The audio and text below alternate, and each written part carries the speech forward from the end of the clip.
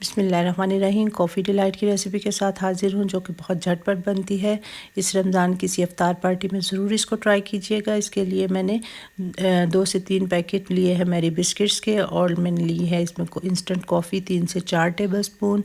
Condense milk मैंने half cup लिया है, जो कि मेरा होममेड है। इसकी रेसिपी मेरे चैनल पे मौजूद है। 1 पैकेट पुडिंग का लिया है मैंने।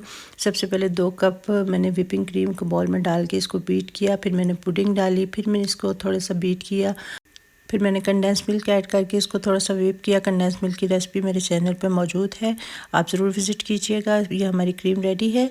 1 कप पानी में मैंने कॉफ़ी पाउडर को डाल के इसको अच्छे से मिक्स कर लिया, और फिर बिस्किट्स को एक एक करके मैं इसमें डिप करती जा रही थी, और इसको अपनी सर्विंग डिश में मैंने सेट कर लिया। ऊपर मैंने क्रीम डाल के इसकी लेयर को सेट कर दिया। फिर मैंने बिस्किट्स इसी तरह डिप करके तो ऊपर डाले क्रीम, फिर मैंने कोको पाउडर चॉकलेट के साथ इसको डेकोर किया है। ज़रूर इसको ट्राई कीजिएगा।